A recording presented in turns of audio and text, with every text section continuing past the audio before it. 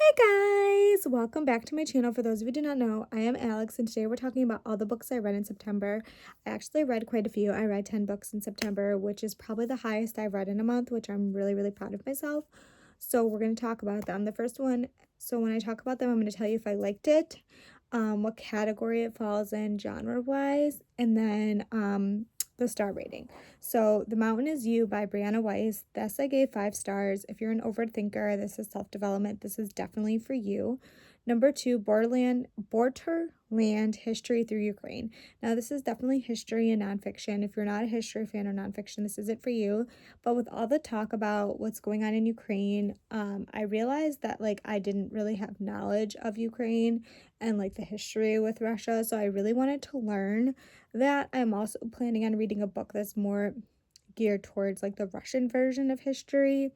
I know a lot of their stuff has been kind of fixed and mulled over because of Putin, but I really am just trying to learn more about Ukraine and Russia. Let me just be clear, this is also because this is not me getting political at all about if we should be supporting, if money-wise, anything like that. It's just me stating that I'm learning more, and that's something that I enjoy doing. This book I did give 3 because it is quite hard to get through and quite long for me. So that was 3. Getting Out of Your Own Head.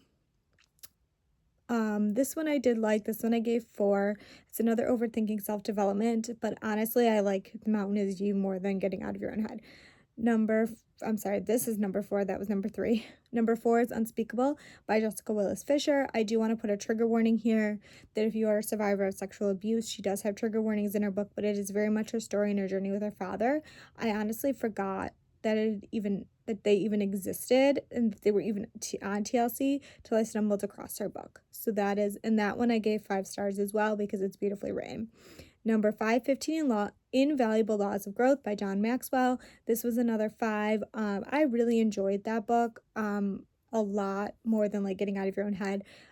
It was kind of up there with Mountain Is You, just because there was those worksheets and kind of a workbook to go through and talk about the variables of invaluable growth, and just there was one for each law, and it was really great and really great for me to journal and see. So that was number 5. Number 6, The Love Hypothesis by Ali Hazelwood. I absolutely love this book. This was another 5 stars.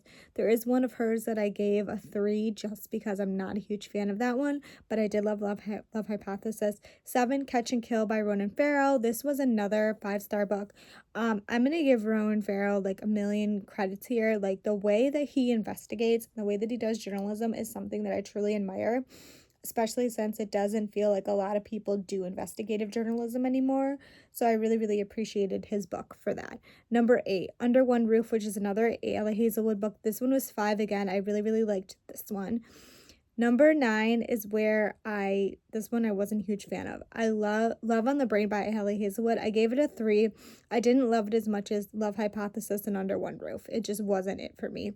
Number 10, I'm Not Your Perfect Mexican Daughter. This was another one that I read. It's been on my Goodreads list. I'm actually changing up how I'm doing my to be read list and all that stuff, so you guys will be seeing that soon. And how I'm changing up the book situation that I'm in. So that was another good one. It's fiction. It's definitely YA. It's definitely young adult, and it's definitely geared towards other books. It can be a really good book for high school students if you're looking for something diverse to put in your classroom. That is something that I would highly recommend. So that was number 10, and that was 5. So these are all the books that I read in September. I hope you guys enjoyed this video. Please give it a big thumbs up if you do. If you're not subscribed, please subscribe really today, and I will see you all next time.